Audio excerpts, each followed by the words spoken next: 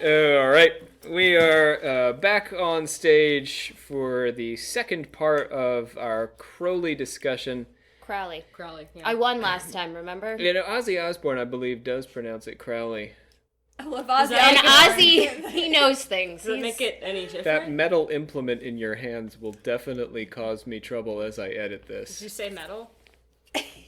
But I need a fidget spinner or something. So, Brianna's been here for 30 seconds and already... She just handed it back to me. Sorry.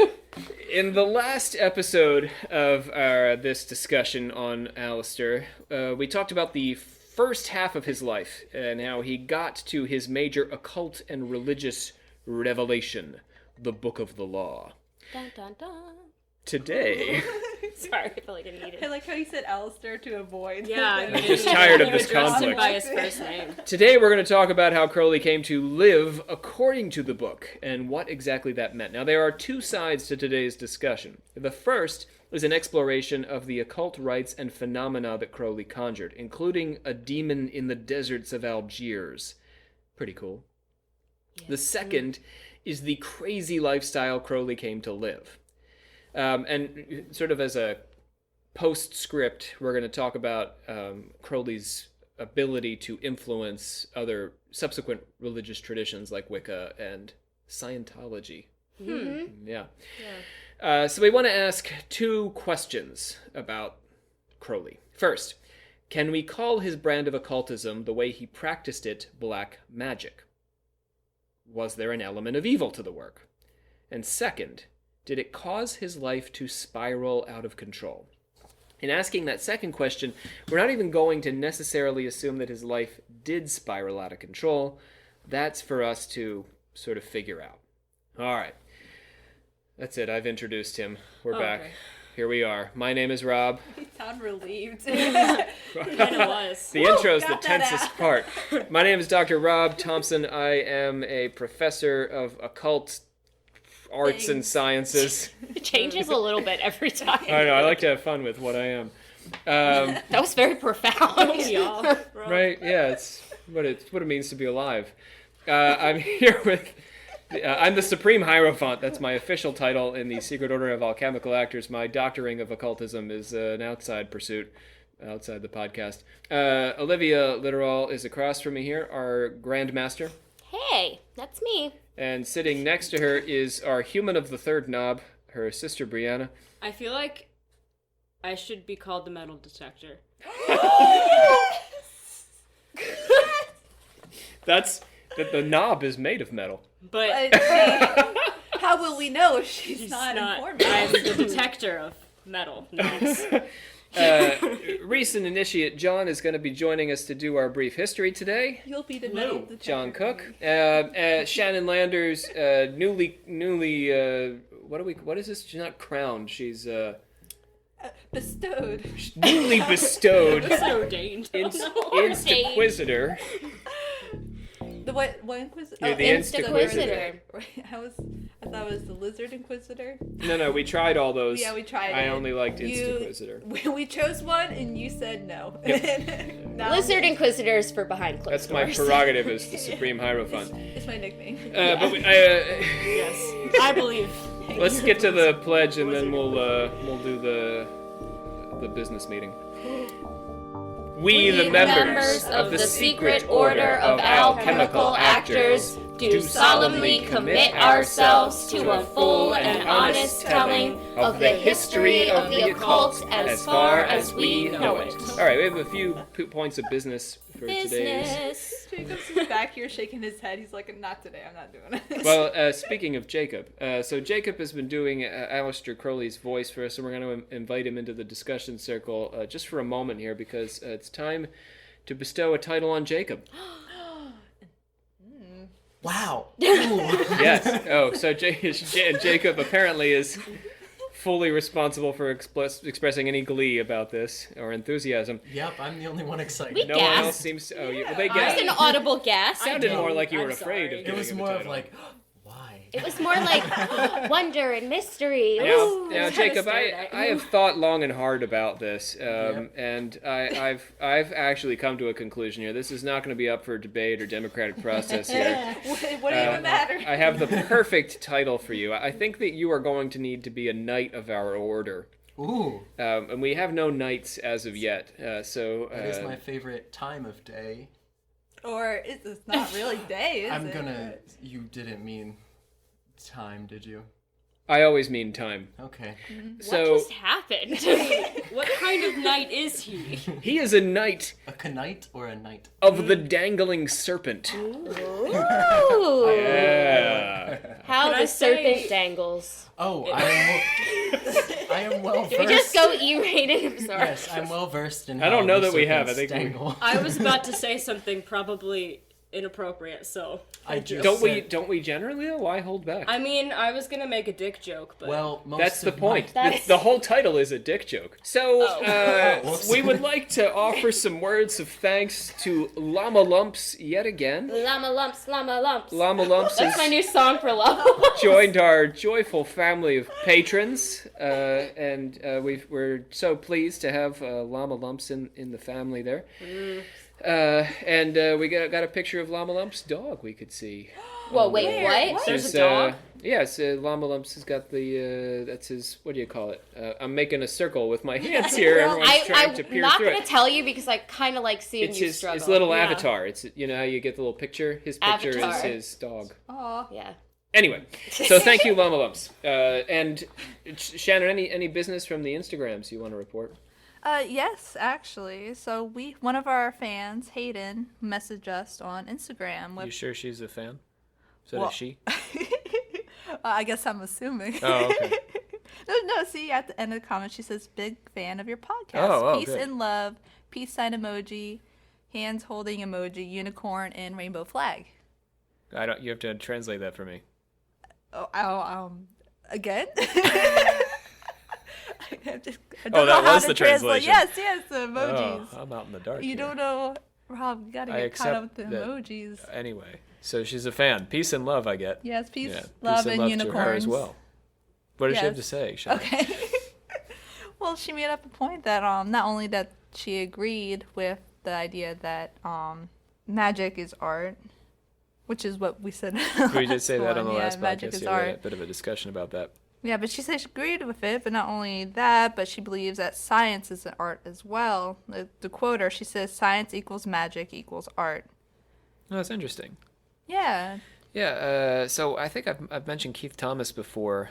He made the argument, it's an argument that I pretty well buy, that it's not so much that magic is like primitive technology, right? That, you know, it's like we developed this technology and we didn't need magic anymore. It's that as a culture, our mindset shifted, so we stopped believing in the imminence of the supernatural in this world, and that is what sort of led to this culture of there being opportunities to re-emphasize science and to develop these sort of technologies that we have today. So it's not that technology replaced magic, it's that the culture shifted.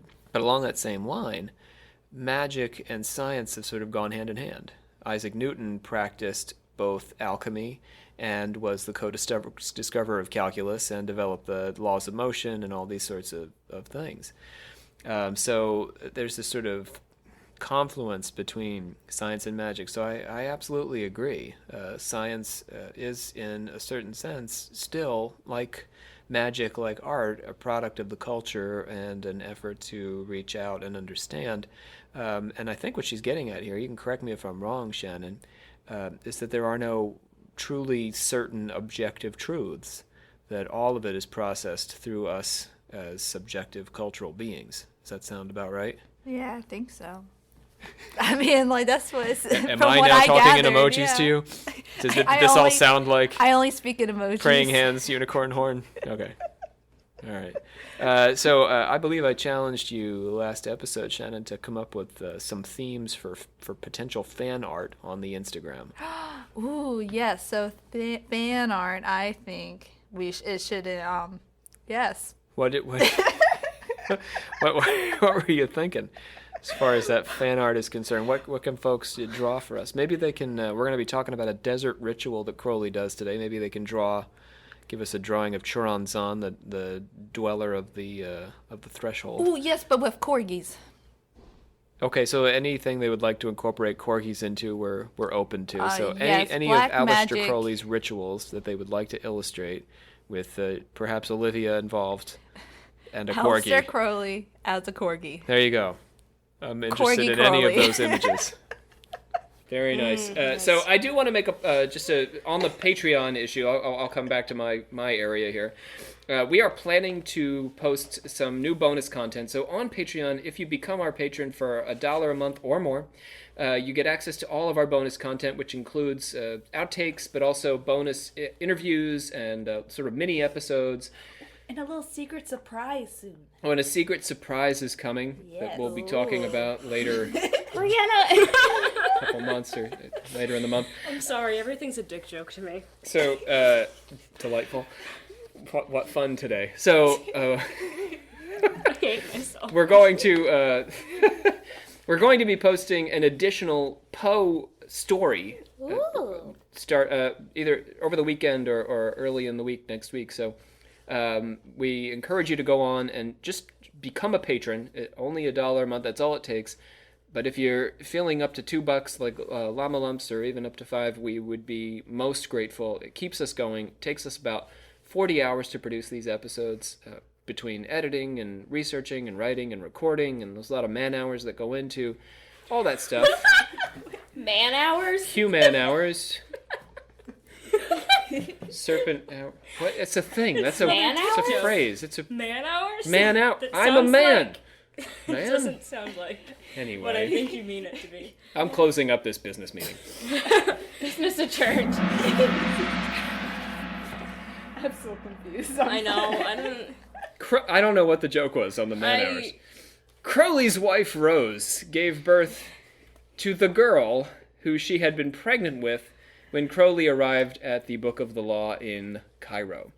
They named her Nuit Ma Ahathor Hecate Sappho Jezebel Lilith. Literally, I got the wrong name. That should have been my name. That's- That's going to probably be my children's name. But little Nuit Ma Ahathor Hecate Sappho Jezebel Lilith was not long for this world, so you might want to think about that. She died of typhoid on a return trip from China to England. Well, shit, okay.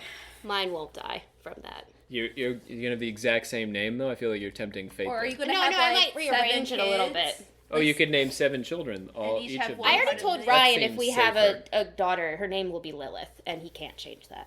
Will it be Nuit Ma Ahathor Hecate Sappho Jezebel Lilith? Now it will be. Well- Zappho was nice too. In there. At the time that his child died, which was a sad thing, and we're sort of glossing over the sadness of this, I'm Crowley sad. had been in Asia to climb Kanchenjunga, the third highest mountain in the world, standing between Nepal and India.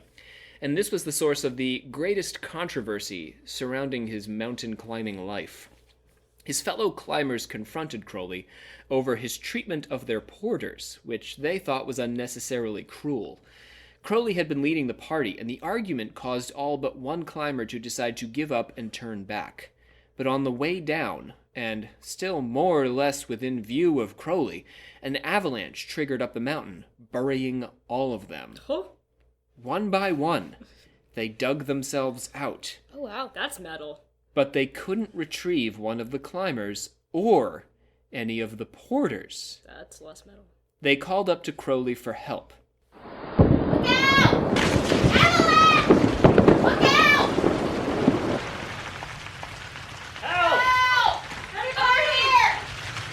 Help over here! Anyone? Can anyone help over here?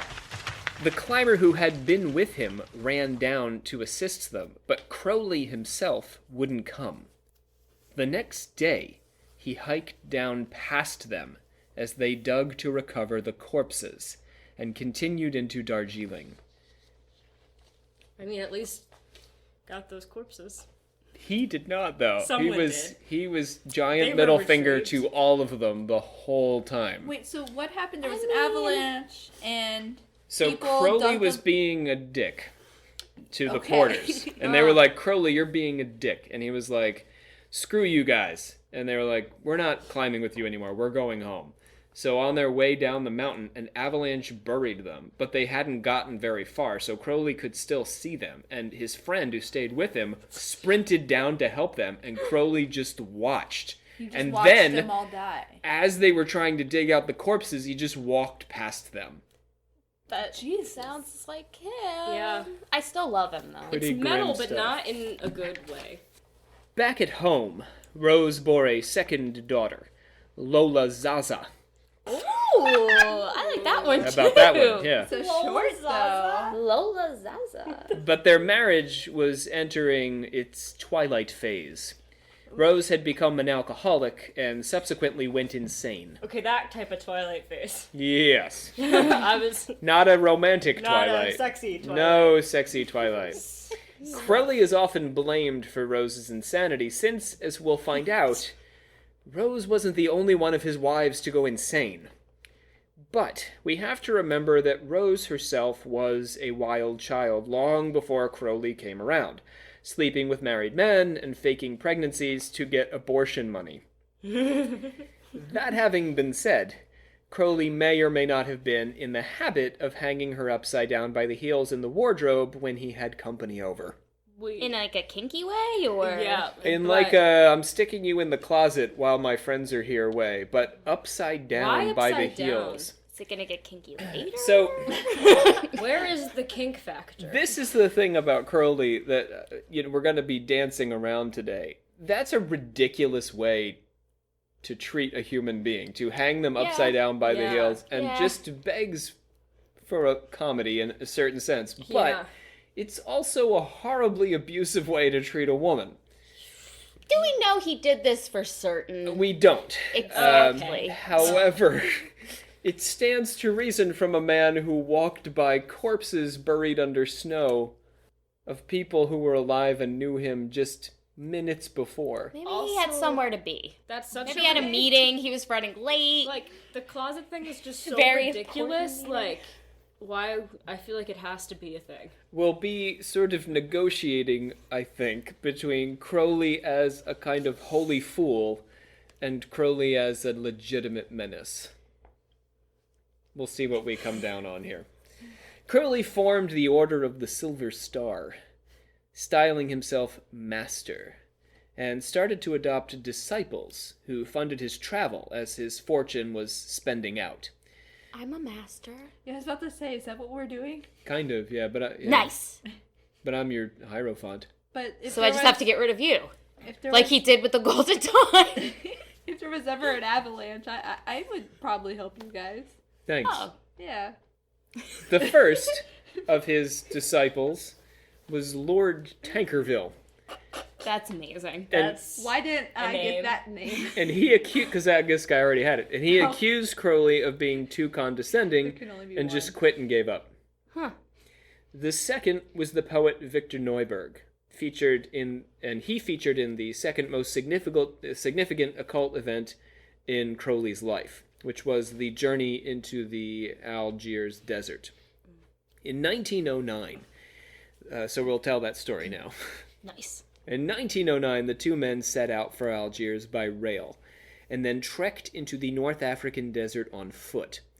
Crowley could speak some Arabic, and knew Muslim culture well enough to get by. He made Neuberg shave his head, except at the temples, where he styled his hair like two horns, making Neuberg into his little demon familiar, to enhance Crowley's eminence in the eyes of the Algerians. This love is my this. favorite story, This by is the way. beautiful. How? Like I've done to you today, Shannon. Well, I can barely put my hair up in a bun. Like, I don't know how to make it look like You gotta shave it off. Yeah, You're that's- right. yeah. It's holding me back. I have red hair. It would look kind of cool as horns. It Like, Yeah, would we look should very really well, get actually. on that. If we get enough Patreon. Oh, there you go. You heard it here. If we Get get enough Patreon, I will shave Shannon's head. if we get Except on for that horns. Patreon, we will give Shannon Neuberg horns.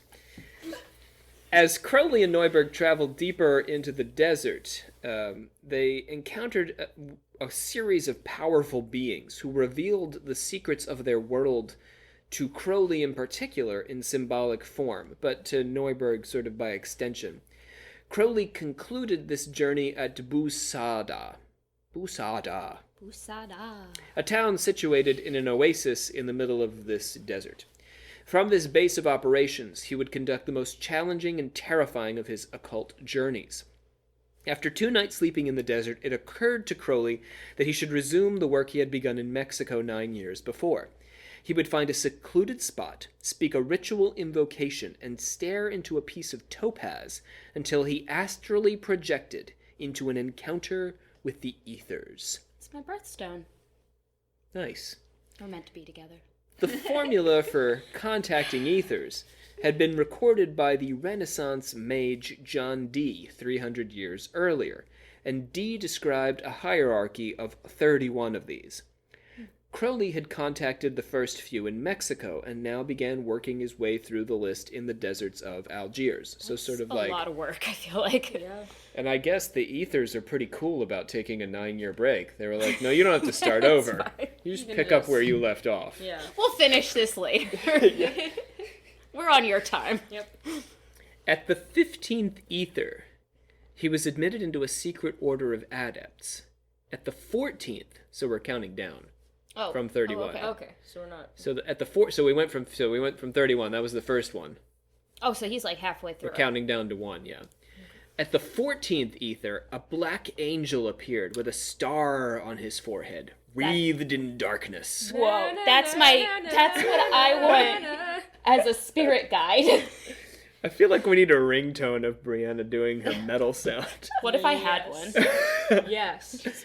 We'll put that on Patreon. The earth shook, the wind howled, and the beasts cried out in the distance, says Crowley. This is so metal. Lights stirred in the darkness. The angel told Crowley to depart. He could not be invoked in sunlight. The secrets he had to reveal to Crowley could only be shared under cover of night. He should climb the mountain Dale Adin, erect an altar, and await the angel there. We accordingly took loose rocks and built a great circle, inscribed with the words of power, and in the midst we erected an altar, and there I sacrificed myself. The fire of the all-seeing sun smote down upon the altar, consuming utterly every particle of my personality. I am obliged to write an hieroglyph of this matter, because it concerns things of which it is unlawful to speak openly under penalty of the most dreadful punishment. But I may say that the essence of the matter was that I had hitherto clung to certain conceptions of conduct which, while perfectly proper from the standpoint of my human nature, were impertinent to initiation. I could not cross the abyss till I had torn them out of my heart. So when he says that he sacrificed himself, what does that mean? What's that entail? All right, so you know what this entails. Yeah, I do. You know where we're going But I with want to this. talk about this more. This is my favorite part. All right, Crowley is vague about the exact nature of his sacrifice. But occultism scholar Alex Owen says that he allowed himself to be penetrated by Neuberg in service of the god Pan. Yeah, that's right. So, I mean, it makes sense. Neuberg had been temporarily possessed by Pan in order to perform the He's act Pan. of penetration. It makes sense. Pan. Yeah. So, well, go ahead, Brianna. Go fill us in on Pan and his panness. He's rough. He's he's sexy goat man. He is. Yeah, He's got goat legs and goat horns and human parts. it's not necessarily a good sexy ghost man. Some Goat I man. said ghost on And it. he like- goes around banging all the nymphs of the forest and Some things. Wiccans have taken him up as their horned god. Yeah. Pan. Oh, okay. They'll use Pan instead. That makes sense. Yeah. So he felt like he had to have this to happen to him in order to had to have it happen. Olivia's using air he- quotes. Oh, This is on a just podcast. It's Sorry. a very complex story. to Remember, cover the up, dude and was just, bi. I was gonna say, I think He is- he yeah, he's might have bisexual. just wanted to have sex with him. It didn't turn out great for the other guy. But he did believe that sex was an opening onto Right. higher planes as well. Yeah. Which y'all It Wiccans makes have a adopted. lot of sense, yeah. Yeah. He's a kind of a power bottom here. He really is a power bottom. Just Right. taking one for the team. Well, no, he is the No. team. No, he's taking it like- all right. Basically, like, telling... Shannon, you're missing the yeah. power of the power bottom situation. Please Jacob is, like, dying educate right me. now. All right, Jacob needs Can I to speak explain? as himself. Go ahead. As Are the you speaking as Crowley or as yourself? both? Yeah. Because I see a lot of myself in him. Well, he saw a lot of people. But anyways, Yeah. so as the resident gay of this, For the cult. yes, a power bottom is someone that they're always willing to be on the bottom, as it says in the name. Okay. Yes. Yes. Yes. So he wasn't really taking one for the team. He wanted to take it. He's running that team. He was taking it for himself. He was But like... he explained it as if like he was giving up something. That was like yeah, what to the god. Yeah. But with Neuberg, he's the power player. Literally. Yeah. Yeah. Exhausted, Crowley went back to Bu Sada and went to bed. And then returned... I mean, after all that penetration, big what day, else are yeah. you gonna do? And then he returned to the ether at 10 minutes to 10. The ether of the Black Angel. The angel whispered the secrets of the masters to Crowley, and Crowley saw the masters in a vision standing before him, all identical to one another. Crowley's new occult name would be the Instaquisitor. No, it's not. It's Nemo. It's Nemo. That'd be weird, wouldn't it? caught my attention. Yeah, I bet that woke you up there. I It's was Nemo. So, like, caught up. N-E-M-O. Pixar. Aleister Crowley. Yeah, Finding Crowley. Nemo. Crowley. It's just Alistair dog paddling. Yep. Crowley realized a strange thought.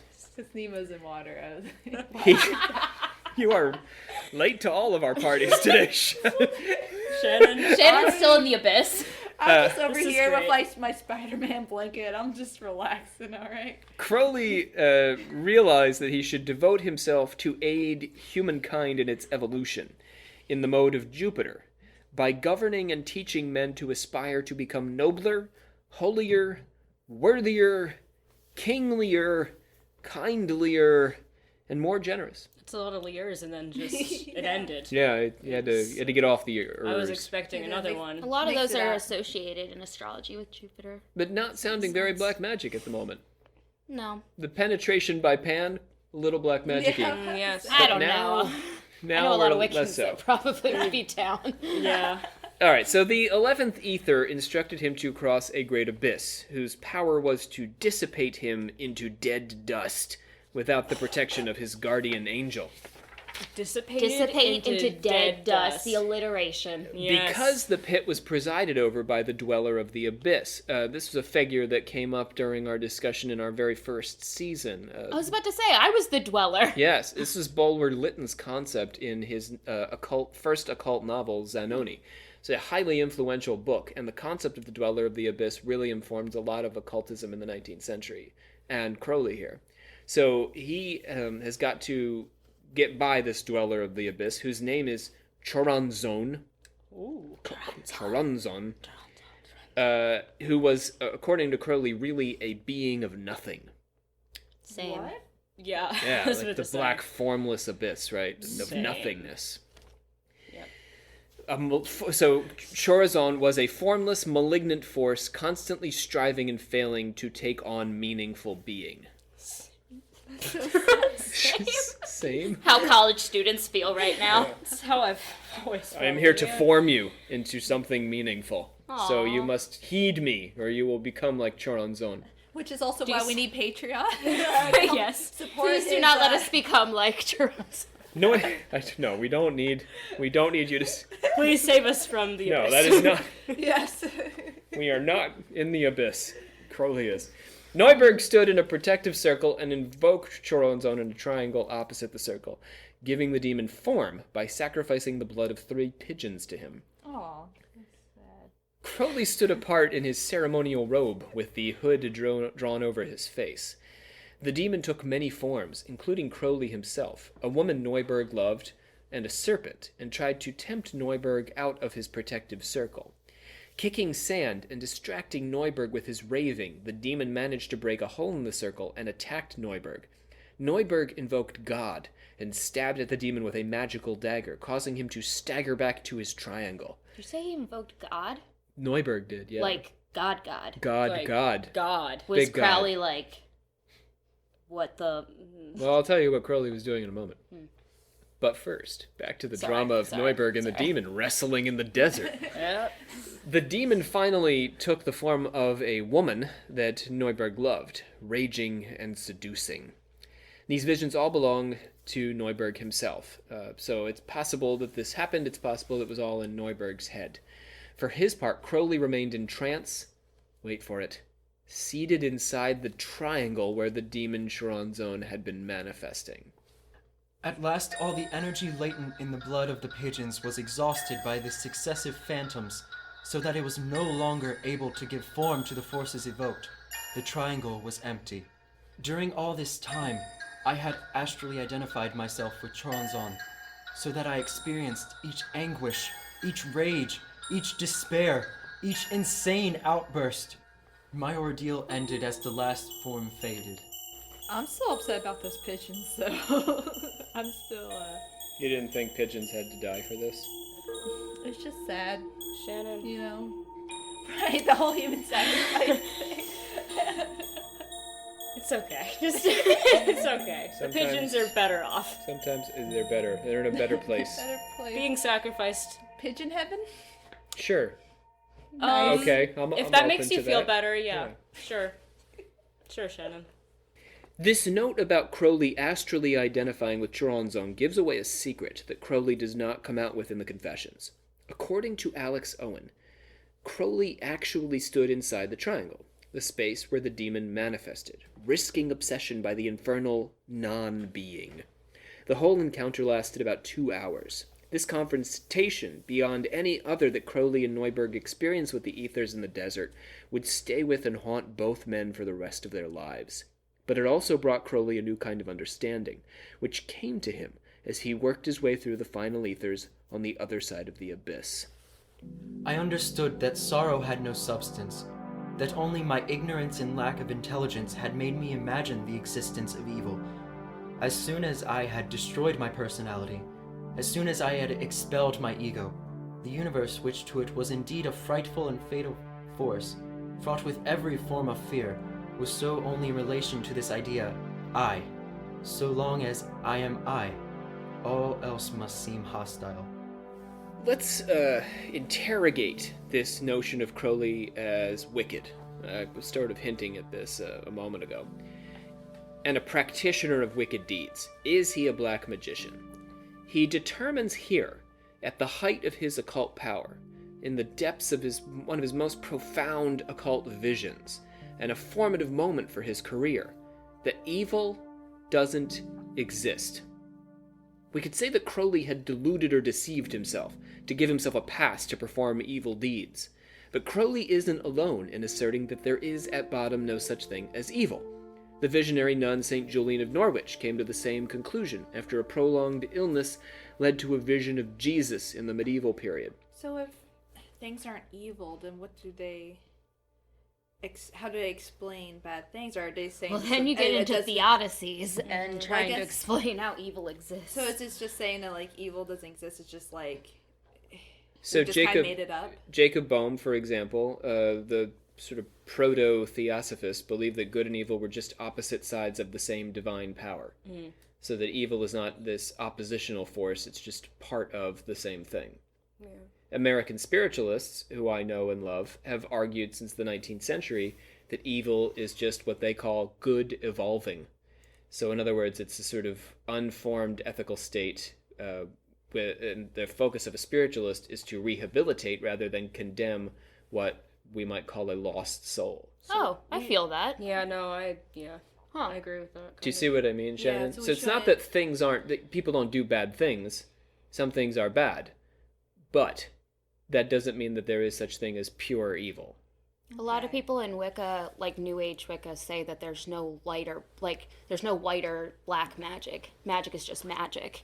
So, it's kind of, I guess, Yeah. an easier way of thinking of it. And the reincarnationist religions all sort of tend in this direction, that we're in this evolutionary state from bad to good or low to high rather than evil and good. Like, they don't come into play. Yeah. It's So it just should there's be lower and categorized. higher impulses. It's not like, yeah. It's not categorized in different groups. It's just the same thing, just Well, you helping kind it become of, better. What we would call evil is really lower It's acts. just it's like a spectrum. Yeah. In Norse, it's a very heavy thing where there's not an evil. It's the spectrum of things that you can do, and it's not seen as bad or good. It's just yeah. lower or higher on it. We strive for higher acts and to be higher people. Okay.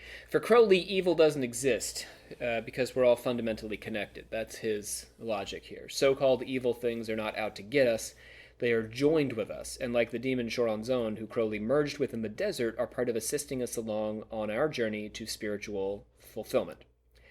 The scholar Alex Owen makes a parallel between Crowley's experience with the demon and immersing his self, with a capital S, in the unconscious. So he sort of submerges himself into his own unconsciousness. His conscious ego fights to maintain its separateness, but is ultimately subsumed and dissolved in the desert.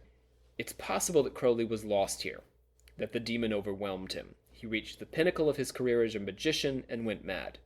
His life became increasingly chaotic after this experience. His rituals became self-consciously depraved, and he struggled to keep his head above water financially. This, in theory, in Owen's theory, was the moment when Crowley lost control of the unconscious forces that had helped him to develop his practice and write the Book of the Law. It was no longer a productive force that he could access for his own ends, but rather the unconscious came to dominate him, running and arguably ruining his life.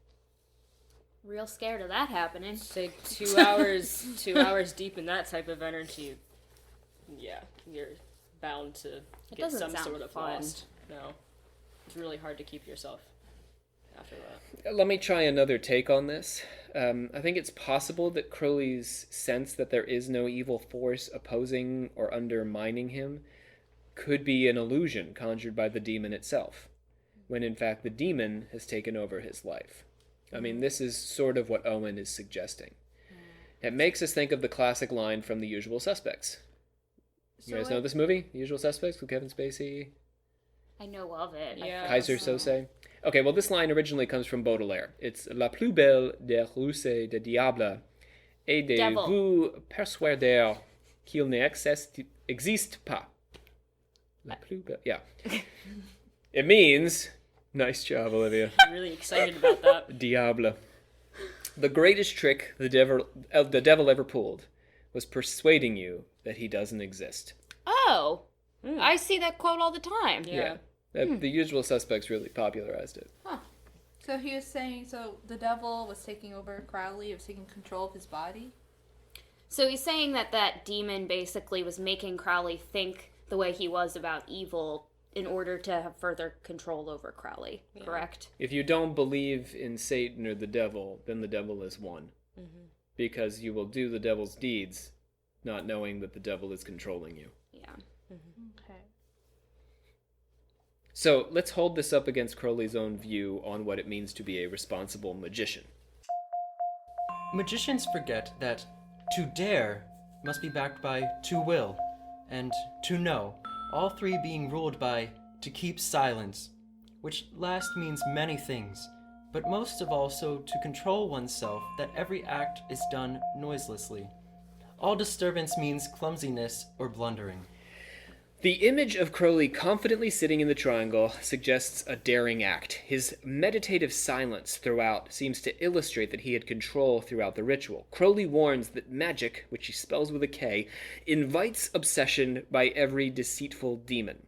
Wait, why does he spell with a K? Did he just decide he liked it better that It's way? like an older thing. Mhm. Some Okay. people, there are Yeah. still people out there, like different practices, that if you do not spell magic with a K, will lose their damn minds. This is a serious thing. It's like how you spell theater, R-E or E-R. Yeah. This is only specialists get upset about this. Yeah. but- Like, people Okay. will lose their minds. Yes, Yeah. do. Crowley warns that magic with a K. invites obsession by every deceitful demon, by puffing up the fool's pride and making him think himself a god. It is such cases that keep me constantly on my guard against being too proud to fight, or to sweep the floor, if it comes to that, he says. So we have to keep ourselves humble, really. This is not sounding like crazy, arrogant magician man, is it? No. We have to keep ourselves humble, or we will become servants of the demon. Yeah. Crowley describes being utterly exhausted by this experience, and almost unable to continue working his way through the ethers because of the unsupportable strain the work put on him. Crowley was often arrogant, and acted as if he were divinely inspired, especially with his disciples. But in the days after his desert ritual, as we've observed, when he received this revelation about the non-existence of evil, he was certainly feeling very far from godlike. He was weak, he was worn down, and he was struggling to complete this occult exercise. Judging Crowley on his own terms, he wasn't deceived or destroyed by the demon, given all that we know of his life up to this point. It's likely that the increasingly repulsive and incendiary natures of his rituals was just Crowley being Crowley, and his spending can be chalked up to his tendency to live a playboy's expensive lifestyle, which he'd been doing up to that point and had no reason to stop. So did he go mad or didn't he? If Crowley was a little mad after the desert, he could have just as easily been a little mad before. For Alex Owen, this is the moment when Crowley truly embraced the Book of the Law and became the Beast. The Book of the Law speaks of Crowley in the third person as the Beast and says that he doesn't understand its contents. After crossing the abyss, Crowley's separate identities, personal, magical, and prophetic, merged into one, and he embraced the socially disruptive, norm-breaking demanded by Horus in his great revelation. In 1910, he began experimenting with mescaline. As you do sometimes, You know? in your life. What is that? It's coming. John's going to tell you all about it. Oh. He developed his third and final great occult adventure, the Rites of Eleusis. These were performed once a week on Wednesdays at Caxton Hall for a paying audience and celebrated one per night an occult progression of planets. So the first time it was Saturn, then Jupiter, then Mars, the Sun, Venus, Mercury, finally the Moon. Leaving out Neptune, I guess, and Uranus, and poor old Pluto. You guys are kindergartners. It's because Jacob laughed that I laughed. Uranus. Ew. Can we not? Can we stop? In preparation... his new mistress, Leela Waddell, accompanied these drug-fueled explorations of spiritual ecstasy on the violin. New Scarlet Woman. She just played the violin. New Scarlet Woman, yeah. Well, because Rose... Out with the old. She's out, yeah. In preparation for the rites, Crowley performed a rite of Artemis at the office of the Equinox in London. Writing for The Sketch, Raymond Radcliffe described the scene. The room was dark. Only a dull red light shone upon an altar. Various young men, picturesquely clad in robes of white, red, or black, stood at different points around the room. Some held swords. The incense made a haze, through which I saw a small white statue illuminated by a tiny lamp hung high on the cornice. A cup of brownish liquid was passed around at these public events. Brownish liquid. No, it's not. It's not. You had no other way No. to describe that. What would it be? Mescaline. Gravy. Neuberg was there to perform and warned his friends not to drink too much of it. Oh. Okay, it contained, Brianna, fruit juice, alcohol, mescaline, and either morphine or heroin. Was this the equivalent of like jungle juice back in the day? Yeah, this is it. This is your jungle juice. Wow. Morphine, heroin, and mescaline. I was just say with that heroin, Also, it's a little supposed bit to- of pear juice. Yeah, just a little bit of Just a juice. just to smudge. keep that nutritional value. Yes. At the turn of the century, drugs were fashionable and taken by artists and intellectuals for a variety of reasons, but they quickly came to be associated with thrill-seeking among the lower classes, and consequently, they got less cool. Yeah. For Crowley, if the poors are doing it, it's not cool anymore. For Crowley, drugs not only made magical encounters with otherworldly forces. What's going on with you? You guys are like hand signing. Jacob was just like, that's me. Oh, he's hanging out with... Yeah, that's you. You don't like the poors. You don't want to do the same drugs they're You doing. heard it here, listeners. For Crowley... Jacob hates poor people. Especially their drugs, too. He's playing Crowley. He's in character. For Is he? Crowley, he is. For Crowley, drugs not only made magical encounters with otherworldly forces easier to come by, but they also allowed for repeatable mystical experiences, which rendered a kind of scientific approach to the supernatural. For Mathers, good old Mathers from the Golden Dawn, Mathers. and many members of the Golden Dawn, spiritual training and technique were the only valid means of achieving altered states of consciousness, and drugs were a lazy and dangerous shortcut to be avoided. That's interesting considering they used drugs for hundreds of years to do. But not Mathers. He says you got to make that journey on your own. That's too much work. That's a lot of work. Don't get lazy. Crowley, only the working man and woman Can enter the can occult. truly get it well safely, man. You know, Safely, wait till you hear you're what right. happens to this dude. You know where we're going with this. Crowley understood that drugs could cause a dulling of the will and undermine the user, but he believed that he could master them for their ability to manipulate consciousness. Stimulants like cocaine to sharpen. Does anyone ever master cocaine? Like, what? Cocaine masters you. I was gonna say. Oh, but depressants like opium to soften. Also masters you. And hallucinogens like good old mescaline to explore supernatural visions. Now, yes, is the time to find out what mescaline I was is. about to say, Thank you, I still because- don't know. Let's invite John Cook into the circle. John, come on over. Hello. And Hello. please give us our brief history of mescaline.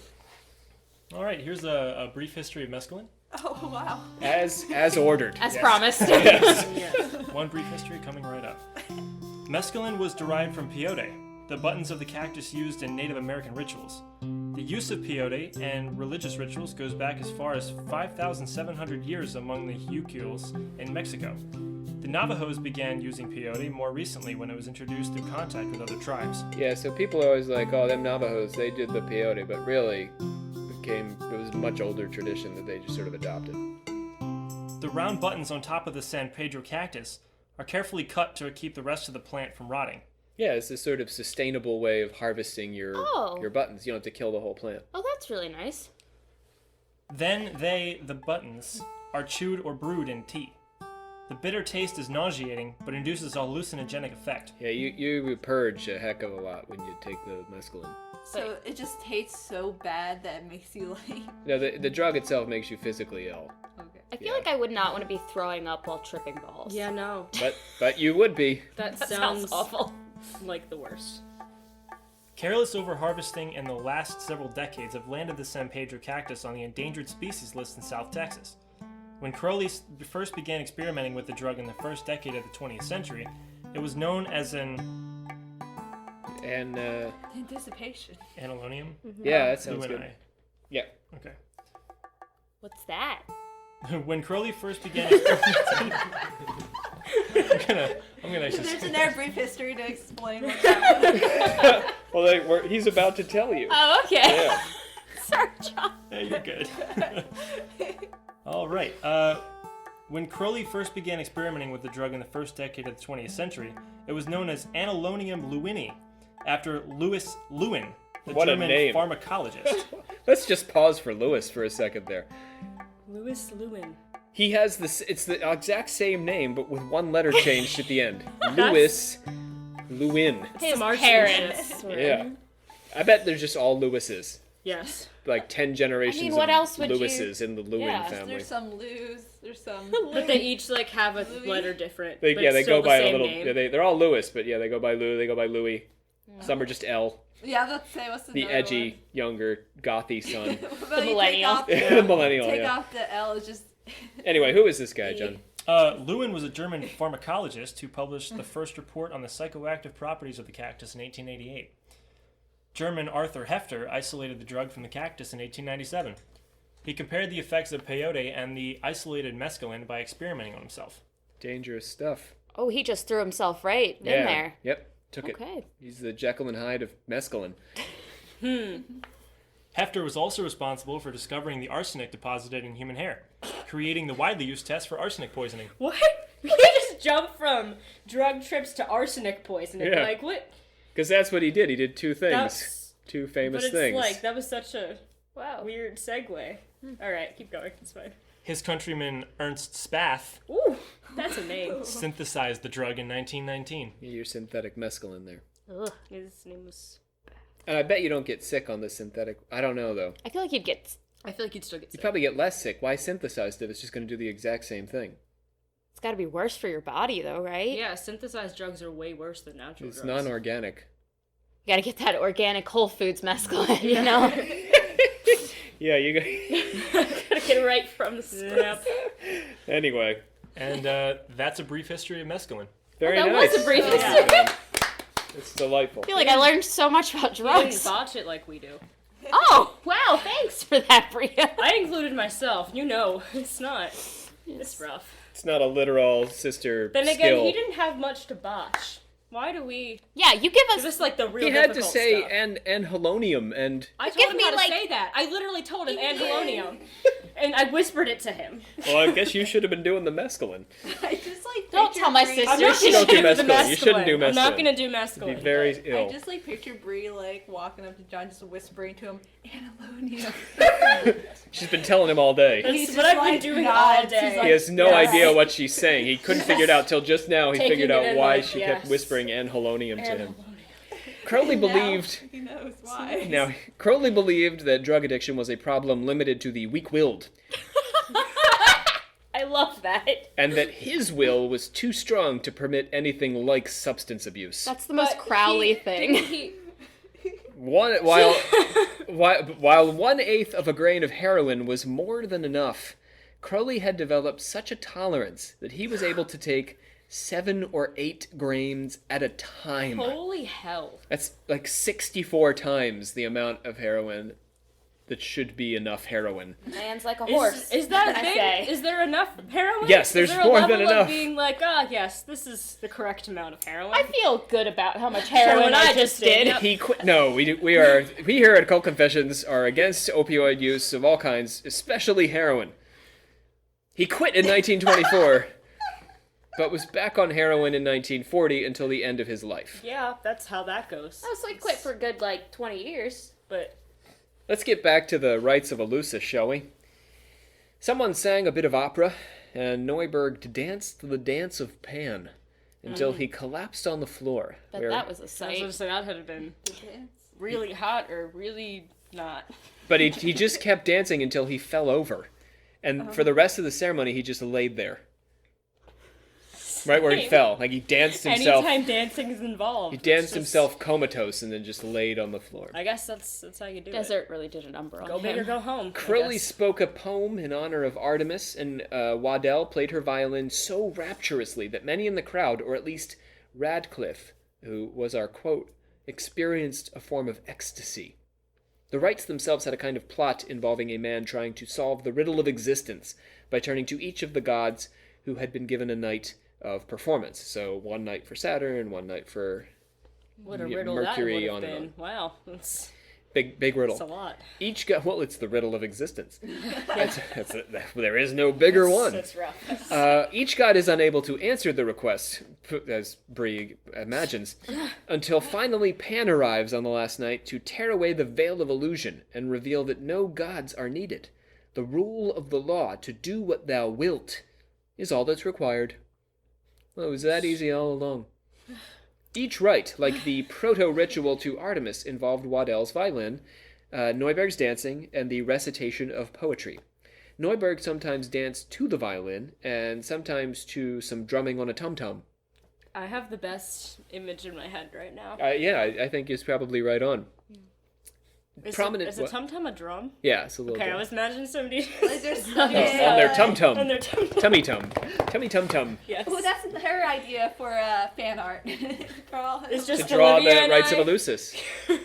Yes. Drumming on their But Olivia tummy. has Drumming to on be the with tummy. them. Yeah. On her. They're drumming on her Second tummy. fan art request, the rites of Eleusis featuring tummy-tum drumming. Yes. Prominent friends included the chemist George Cecil Jones, who we heard about in the last episode, who looked like Jesus, and the Golden Dawn's Mathers also participated. Much of the performances took place in the dark, and the scandal sheets, under the pretense of reviewing the performance, accused Crowley of conducting sex acts during the performance, including homosexual acts with Jones. Gotta bring that penetration back. But here's the thing about Jones. He was a father of 7, and sued the papers for libel. I mean, Was he? Yeah. I'm assuming Crowley was still the power bottom. probably. I don't think they were doing it. If they Because were, you're not going though. to sue if you're... Anyway, these lawsuits made Crowley a household name, actually. So this is what rocketed him to fame, was the scandal around whether or not he was banging Cecil Jones during the rites of Eleusis, which, were open to the public. Enough people testified to Crowley's depravity that Jones actually lost the case, despite his 7 children. But it brought Crowley to the attention of the Ordo Templi Orientis, best known for their practice in sex magic, and Crowley joined up. The 7, I know gay men can have children, but 7 really, you like having sex with your wife a lot. Or, kids back then were used to work, right? You gotta... Yeah, Jacob? You got something trapped there? Just turkey basters. That's all that takes. I don't know if they were that advanced. I don't think turkey know. basters were. You get creative. Get over here, Jones. Around this time, It's only Mrs. 7 Jones. times. Like, It's like- the minimum, having sex with someone 7 times. I don't think you have to love it. but that's Like, we're that's a lot of Okay, time now Shannon, still let me for tell you about the guests. human menstrual cycle. Yeah. You're pretty lucky if you only have to do it 7 times to make those children. I'm just saying. You're really that's the hitting it on the minimum, nose okay? every Like, time. You're really hitting the Jones bullseye got it going. every time. really hitting it. Around this Yeah. time, I know how the woman body works. but you're like 7. You think it just I'm takes just 7? saying at least 7 times. You just assume you're fertile most of the time. There's only one way to figure this out for sure, guys. We have to conduct an experiment. No. Still be a gay man. Although the Have population sex is with a down in the woman United 7 States. times, Around right? this time, Crowley filed his canine teeth to sharp points so that he could leave vampiric marks on the young women he often successfully attempted to seduce. That's kind of hot. Often? I love it. He's pretty good at seducing women. But yeah, now he was leaving vampire bites on them. It's kind of hot. He also started defecating on carpets Ooh, that's less hot. I'm still in on it. the belief that all of his bodily functions were sacred. What? So what if I just went around being like, I'm You're gonna go take a welcome. shit. It's sacred. I don't think it's going to go over well. During the First World War, he moved to America, where he published anti-British propaganda. The British Crowley published anti-British propaganda and made a public display of destroying his passport. Later, he claimed that he had intentionally created absurdly exaggerated materials in favor of the Germans to help the British through their sheer ridiculousness. So in other words, he made pro-German propaganda that was so ridiculous that it actually ended up helping the pro-war cause. Guess what? This was true. That's a lot of effort. Yes. He must have really been forcing that pro-German. In both the First and Second World Wars, Crowley had direct ties to the British Secret Service. In fact, British Secret Service agent Ian Fleming, best known as the author of the James Bond series, was a friend of Aleister Crowley's. Wow, that's pretty sick. Anyway, so yeah, that was true. He really was an agent for the British, Wow. making absurd pro-Nazi, not Nazis, we're not at the Nazis yet, but pro-German materials of the First World War. That's wild. While in America, his disciples paid his expenses and he kept a relatively nice studio apartment in Washington Square, New York. One day, he announced he would go off into the woods for 40 days and 40 nights. Like Someone else we know. several folks we know, yeah. Buddha. Jesus. Who didn't do that, honestly? Right, though? it's the thing to do. His friends raised some money to fund his adventure, and he used it to buy paint and ropes, because he was not doing any of the Buddha or Jesus stuff. He was scaling up the side of a mountain to write in red, "Every man and woman is a star." That is not where I thought that was going at all. The local farmers kept him fed while he was at his work. And he met his third Scarlet Woman, Leah Hersig, who he kissed violently on their first meeting. Like Godfather awkward makeout violently. Okay. God, fuck. You know, like the really awkward, like he's like. I Never can't seen Godfather. Huh? Never seen it. Really? Who's getting the kiss in this scenario? The Godfather? He's given a kiss. No, it's not the Godfather. It's people in it. He's Kissing not. violently. Oh, I think I know what you're talking The about. awkward, like I can't. Anyway, he called Leah his Alostrial, or the Ape of Toth. What a cute nickname. You know? I'm gonna get Ryan to start calling me A that. little ape of Toth. And he had 2 children by her, a boy, Dionysus, nice, Nice. god of theater, alcohol, and orgies in the woods, and a girl, Anne Leah. What's going on there? What? Yeah. The wife got to dictate that Yeah, one. she's like, I've had enough. All your women The of name. first one was Dionysus. This one's name is Anne. After my mother. So unfortunate. They moved to Sicily along with a nursemaid, Ninette Shumway, who became another of Crowley's mistresses, of course. He's like a black hole. All women just sort of fall into him. I would definitely fall into. I was. Crowley's Jacob next gets it. disciple was Raoul Loveday, and Loveday makes for an interesting episode that blew up all over the tabloids. Loveday had read Crowley and fallen in love with his philosophy. His wife was a model named Betty May, and she went with him to Sicily to study with Crowley. But Betty May hated Crowley. I don't like it, Raoul. I just don't like anything about it. I know you liked his books, but these paintings, creepy demons leering at us from every corner, and these pornographic images. Both men fell ill, and Crowley decided they should sacrifice a cat that had scratched him and offended him. First pigeons. He, Now the cat. now the Because it cat. offended him. He made the sign of the pentagram over a cat, and it became mesmerized, staying in its spot until the time of the sacrifice. No cat would I stay. was gonna say, I wish I could do that and just have my cats not. Just pentagram over And Loki. yeah, and so he would just stop being a dick. Here, kitty, we won't let that Nasty man. get away with this. Nasty sacrifice. Could that just work for anyone? Just like put a pentagram over their head and they're just chill now.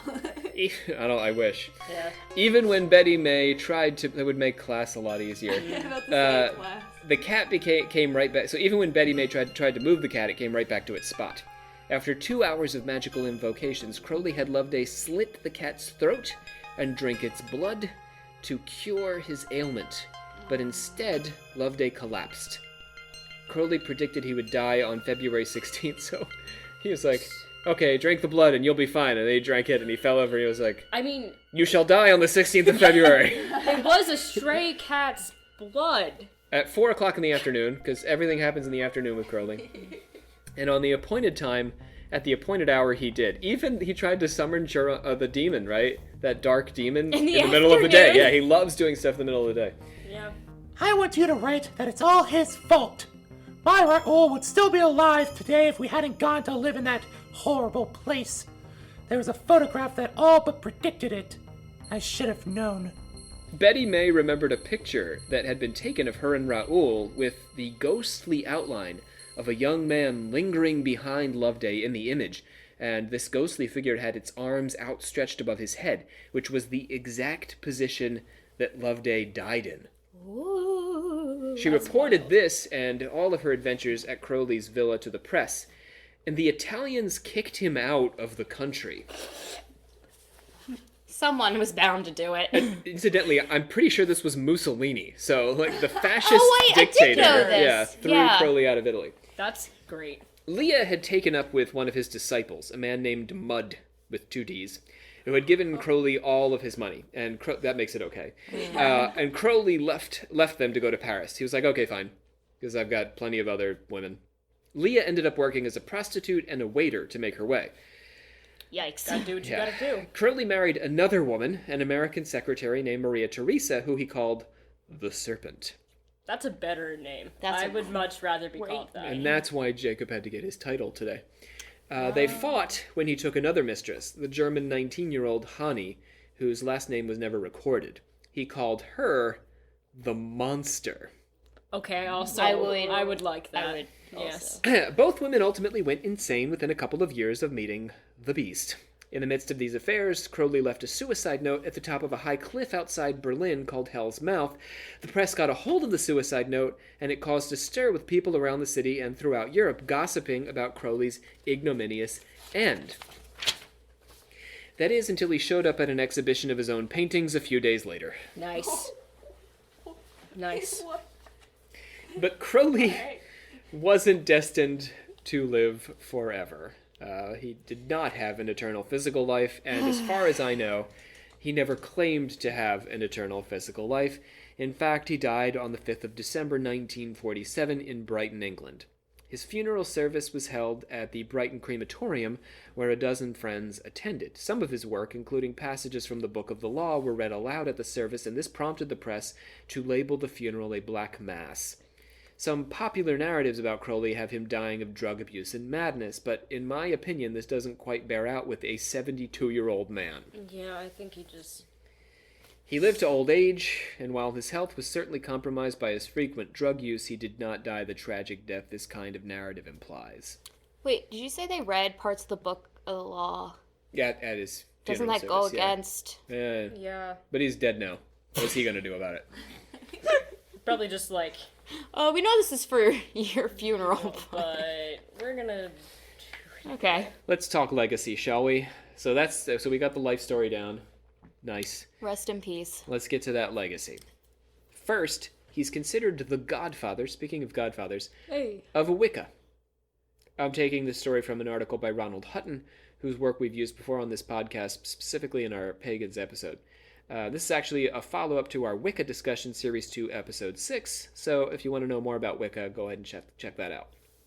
Gerald Gardner, one of Wicca's founders and its foremost promoter, met with Crowley on May Day, 1947.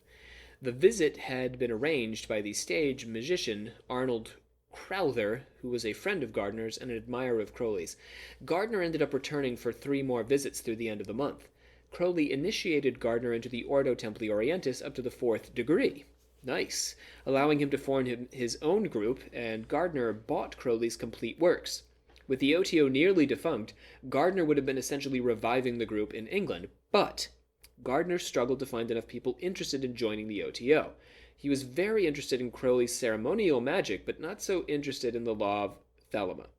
He began writing about a witch religion, the roots of Wicca, and shifted his attention in the direction of what would become Wicca and away from the OTO. Gardner circulated a story that Crowley had been interested in his witch religion and hoped to combine it with the OTO. In 1960, in his autobiography, Gardner added that Crowley, learning of the central role of the priestess in Wicca, had told him that he would not be bossed around by any damn woman, and that he didn't see any financial profit in it. Olivia's rolling her eyes and refusing to comment because she's conflicted now. Doreen Valiente, he may not have said it may have been Gardner's story. Exactly. Doreen Valiente, the first major female figure in the Wicca religion, repeated this story when she said that Crowley had been indoctrinated into the Wiccan religion, but had left because he objected to the dominance of women. Gardner claimed that Wicca was an ancient religion passed down by family tradition, so to get Crowley to fit into this story, he said that Crowley had been inside a coven when he was very young, so that if Wicca contained some Crowley-esque material, it wasn't that Crowley had given it to Gardner and Gardner had worked it in, but rather that Crowley had learned it from the Wiccans, and that's how it got into all of Crowley's stuff, do you see? Mm-hmm. So the Wiccans become first in Gardner's version. The fact that this only came out in 1970 was because it had been passed secretly up to then. In fact, Gardner invented Wicca more or less from whole cloth, and now scholarship has more or less borne this out, and he invented it in the 1940s, and Crowley had documented his life well enough that it would be super strange to have left out any reference to being a member of a Wiccan cult in his early years. That's a stretch. The fact that Crowley never mentioned it in his diary...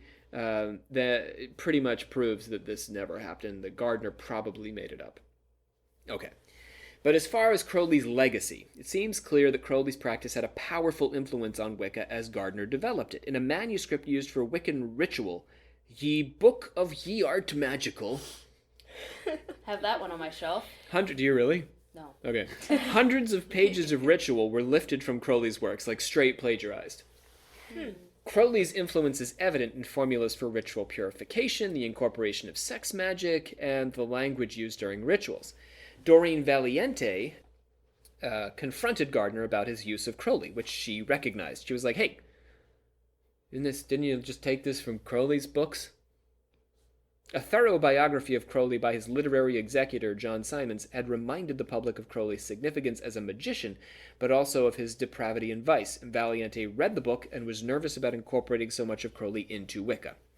Gardner admitted that the rituals he'd received from his pagan sources with the family tradition were fragmentary and needed some brushing up, and as a member of Crowley's OTO, he felt like it was okay to borrow liberally from Crowley's stuff. Of course. That's what they all say. Sounds fake.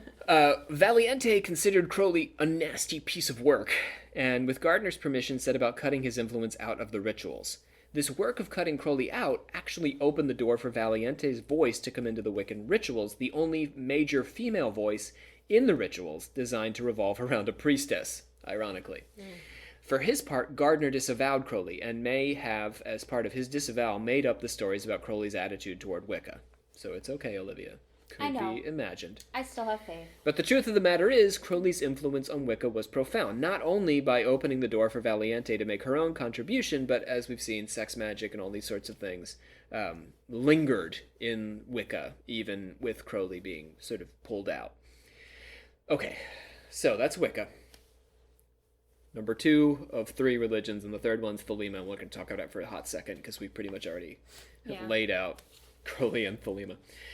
The next question is an American one. Did Crowley inspire L. Ron Hubbard, at least in part, in his founding of the Church of Scientology? This is a cagey question and involves a really neat story. In addition to Crowley being circumspect about the aspects of his occult career, Hubbard had a habit of making things up, just straight making things up. Please don't come kill us, Scientologists, or attack us with your thetans. I'll be ready. Please.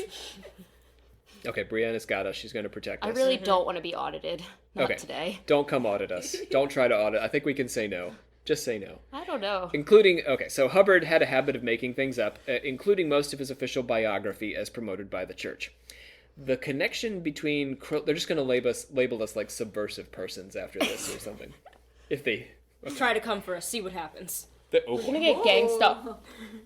I am not associated with Brianna Literal. The connection between Crowley and Hubbard begins with yet another occult experimentalist, Jack Parsons. He's a fascinating guy.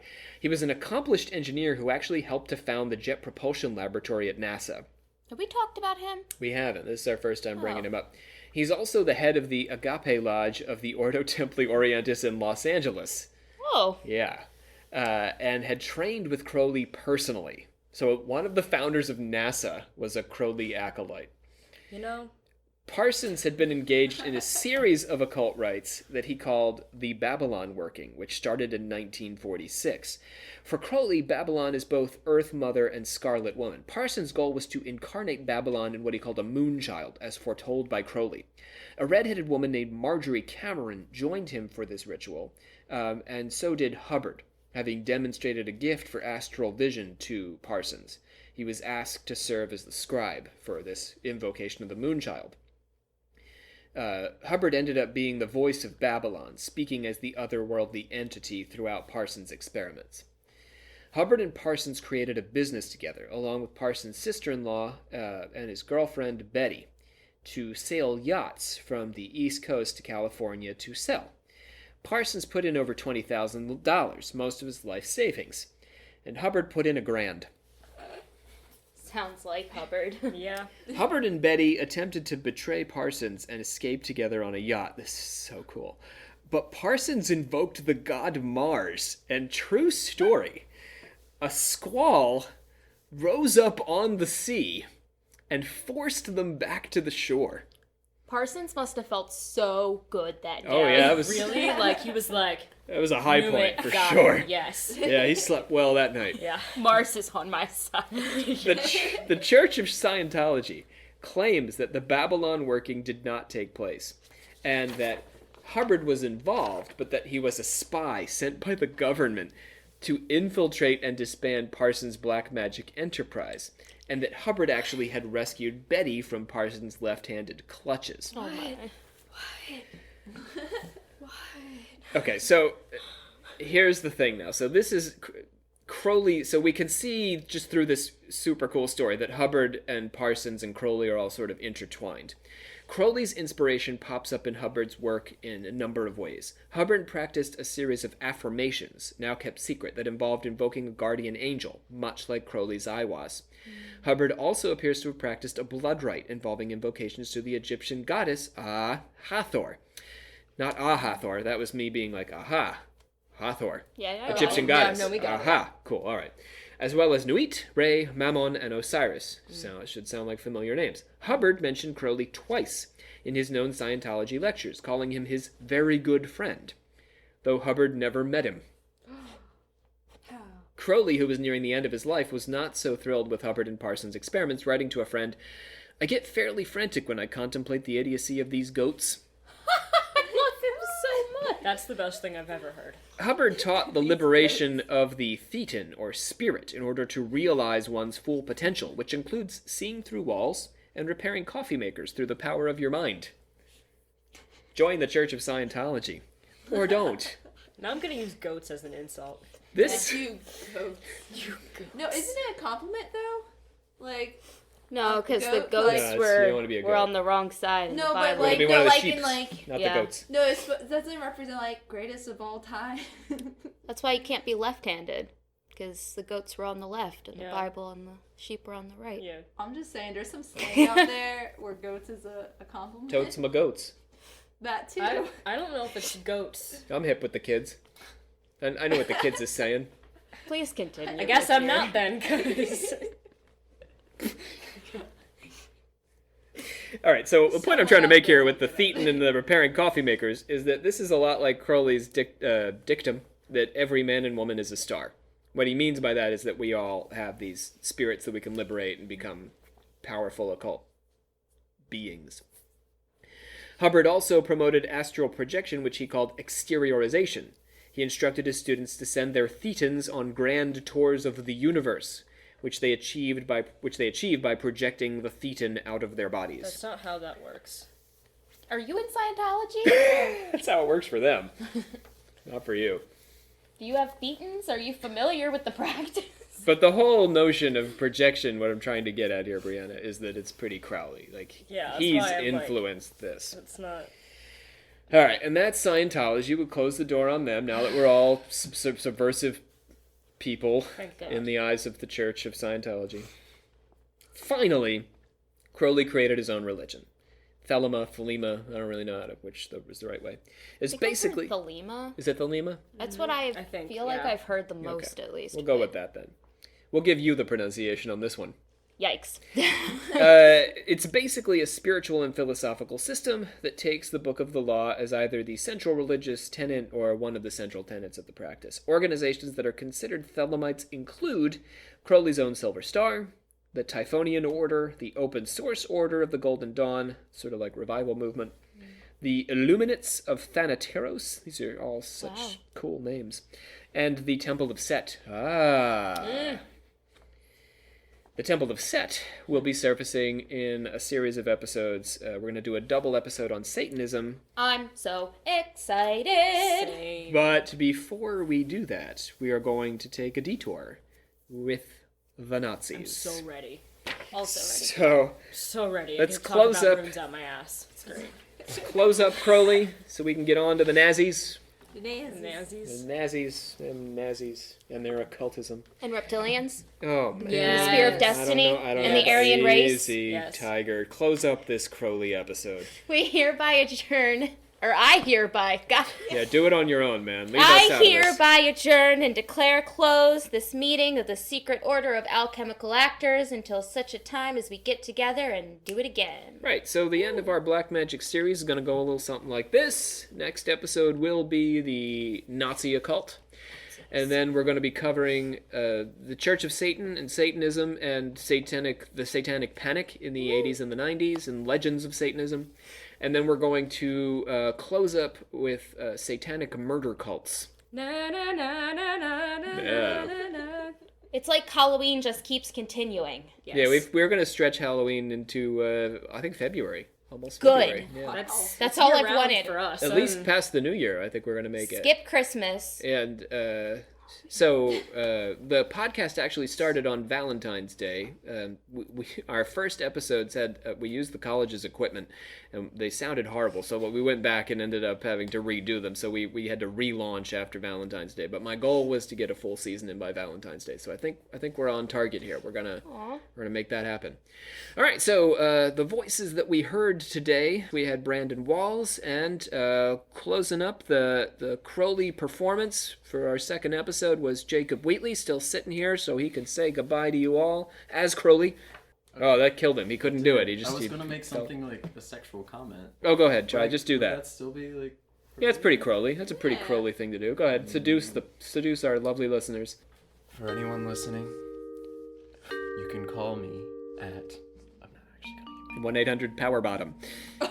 1-800 power bottom. You're playing Crowley. Oh, whoops. Yes. Yes. Your main power bottom is in the vicinity of this college. This college on the eastern shore of Maryland. Come looking for me. Please don't come find us. No, please don't come find The us. We power don't want bottom this. is in the cornfield. We don't want a line of people seeking Waiting in power the bottoms. I will protect you. Practicing. Our brief history was brought to us by John Cook today. Enjoy your mescaline. Please don't. Don't. Don't enjoy that. Be fearful. This episode is going to get us in so much trouble. Because it's Crowley. Would it We be had Crowley? our human of the metal, Brianna Literal, Yeah. metal detector. We had our Instaquisitor, Shannon Landers. Good day. Good day. Tips Good her day. hat. I say so good classy day. after My that. lady. Yeah. Oh, I see. Very genteel. And Livia Literal, our Grandmaster. I'm here and I'm excited for Satan. She's literally wearing a sweater, a Christmas sweater that says "Praise Satan" on it, and It's it's got like, Baphomet holding a cat. yeah. What It'll else be would on he our be doing? Instagram, so check it Yeah, out. you got your Christmas sweater out early. So, I want to encourage you to subscribe to our podcast if you haven't yet. It was so much fun to come. So go ahead and subscribe and go on, visit us on Instagram, Twitter, Facebook, like and friend us. And if you're feeling inclined, as we've mentioned too many times, you can contribute on Patreon. Just $1 a month really goes far to making us feel like you love us. Well, I mean, we know that you love us even without money. We do. But it helps. It does. My name is Rob Thompson. I am the Supreme Hierophant here at the old Secret Order of Alchemical Actors Theater. And I will see you all next time for Nazis. Nazis! Yeah.